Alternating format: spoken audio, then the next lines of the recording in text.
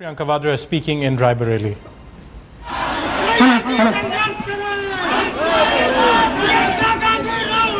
बहुत बहुत शुक्रिया, बहुत बहुत धन्यवाद आप सबका।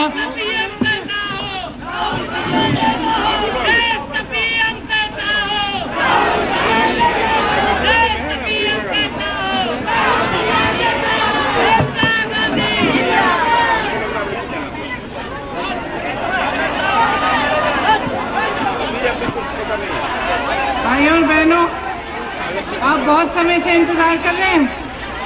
कितने समय से? 2 घंटे से। बहुत धूप भी है आज। आपकी बहुत बहुत आभारी हूँ कि आपने इतना इंतजार किया।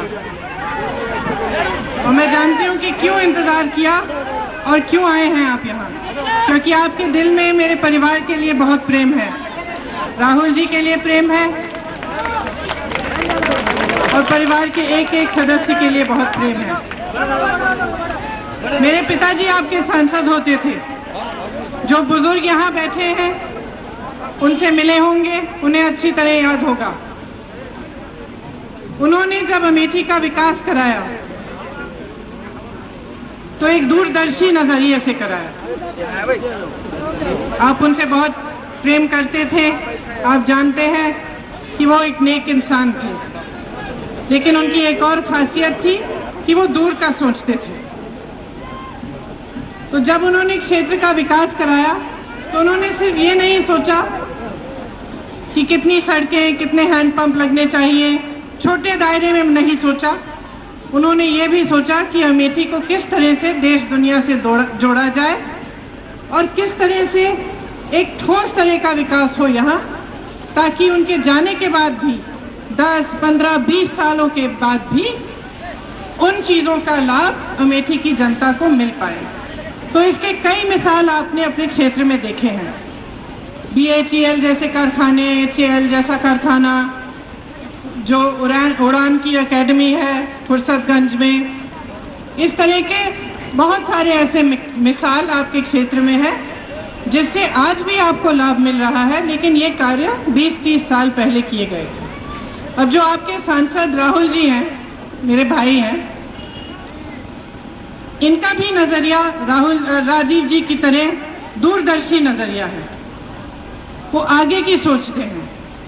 वो सोचते हैं कि किस तरह से आपके हाथ मजबूत हो, आपकी शक्ति आपको मिले, ताकि क्षेत्र का और भी विकास हो और आप सब सशक्त बने, आगे बढ़ पाए।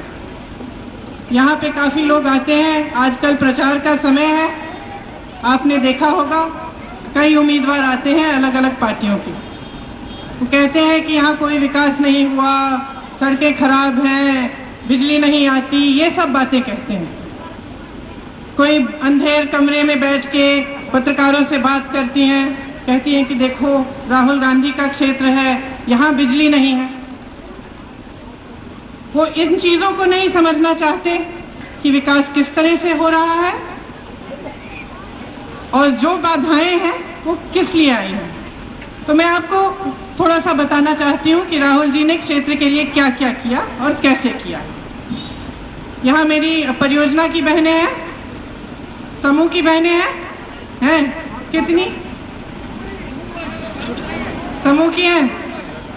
अच्छा, तो ये परियोजना जो है राजीव गांधी महिला विकास परियोजना, ये एक अच्छा मिसाल है। इसीलिए मैंने पूछा कि यहाँ पे उनकी बहनें हैं कि नहीं। ये एक अच्छा मिसाल है जिससे आपको दिखता है कि राहुल जी की सोच क्या है। जब ये कार्यक्रम पहले शुरू हुआ, मैंने शुरू कराया था। मेरी सोच इतनी दूरदर्शी नहीं है। मैंने सोचा था कुछ 8-10 गांव का फायदा हो जाएगा। राहुल जी ने कार्यक्रम देखा, उन्होंने कहा नहीं, विस्तार से होना चाहिए। तुमने ऐसे 8-10 गांव तक सीमित क्यों रखा है, इसको पूरे क्षेत्र में होना चाहिए। आज उसी नजरिए की वजह से 12 लाख महिलाएं इस परियोजना से जुड़ी हैं। एक एक महिला कहेगी कि किस तरह उसके जीवन में परिवर्तन आया है, कैसे समाज बदला है उनके प्रति, किस तरह से उनमें आत्मशक्ति, आत्मविश्वास का एहसास हुआ है और कैसे उन्होंने अपनी ही शक्ति को समझकर अपना जीवन बदला है।